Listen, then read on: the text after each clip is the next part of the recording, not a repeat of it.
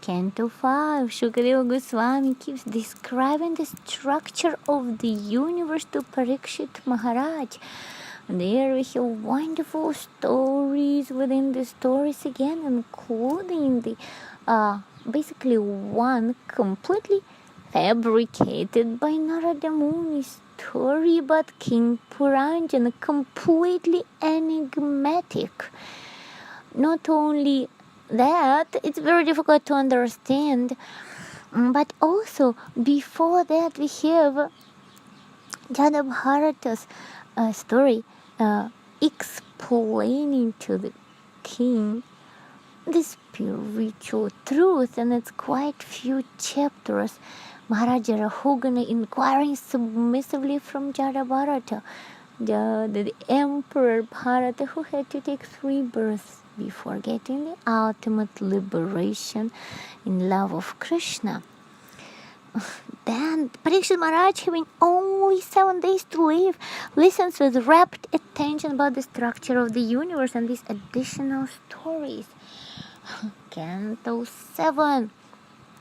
Shukadeva Goswami answering to Parikshit Maharaj's questions, he explained to him from the very beginning he's not going to answer the questions in order, but all of them will be answered in due course of time. Just be patient. While having only 7 days to live, but this word is wonderfully applied to the great king, the grandchild of the Kuru dynasty, the Pandava's grandson, Arjuna's grandson, Krishna's very, very dear devotee. 7th canto, the question was raised during Rajasuya sacrifice by Yudhishthira Maharaj in front of Narada Muni, how Krishna is equal to everyone. Narada Muni relates the answer. Shukadeva Goswami tells, I'm not going to fabricate anything else, just going to retell the story. And Narada Muni, the whole 7th canto, he keeps on telling about beginning from the story of Hiranyaksha and Hiranyakashipu. Then within this wonderful story we have multi-embedded metaphors, Hiranyakashipu's teachings.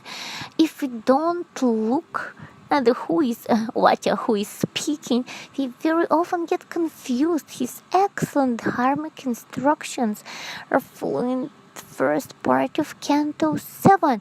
Now Hiranyakashipu to console the wife and relatives, the sons of his brother Hiranyaksha, again tell them metaphorical story to give them spiritual enlightenment and train them in detachment from the body, explaining about the eternality of the soul. Finally, Narada Muni switches to teaching Yudhishthira Maharaj about living in Grihastha ashram. Amazing! Eternal brahmachari teaching Yudhishthira Maharaj is having his queen Draupadi and another wife too, as the emperor of the whole world, how to live peacefully in Grihastha life. Story within the story, and it continues on and on, switching from Sutta Goswami's relating Shukadeva's story back to Shukadeva Goswami teaching Parikshit Maharaj.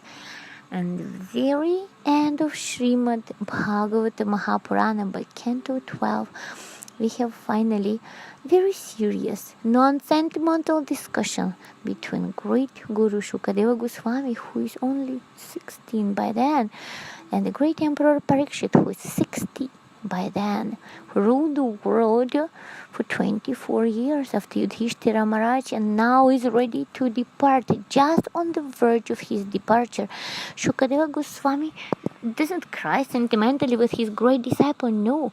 He's telling him about the Nirodha, about the destruction of the universe, the types of destruction, the universal destructions of different levels, just to train his mind philosophically.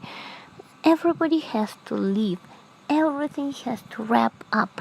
Every single living creature who is born will die. And that's not heartless, dry knowledge. Just training his disciple, Parikshit Maharaj, for peaceful departure within a few moments. As soon as this knowledge is absorbed, Parikshit Maharaj pays obeisances to his Guru, tells, in very polite manner, my dear Gurudev, I realized the knowledge. Thank you for teaching me Bhagavatam. Now you can go. I can concentrate my mind on the lotus feet of the Supreme Lord. That's be quite close to the end of the 12th canto. We have wrapping up the story, no open loops. Then Sutta Goswami picks up the conversation. He explains about the end of Parikshit Maharaj. He explained about the glories of Shrimad Bhagavatam, describes the length of different Puranas, and finally glorifies Kali Yuga, which is the ocean of faults. But in the meantime, he has one great guna, great quality, and this is the chanting of the holy name grants spiritual enlightenment and mukti, at least for everybody who picks up this process for Kali Yuga. Thus, Bhagavatam, multi-embedded metaphor analogies, stories within the stories, fully programming the mind of anybody who picks up the study of this great scripture, programming the mind just to bhaja govindam, to worship the Lord of senses, the Lord of cows, the Lord of all his surrendered devotees. Just worship him. Do everything for Haritoshanam, and you'll become free from all the miseries of the material world, even while living in this world.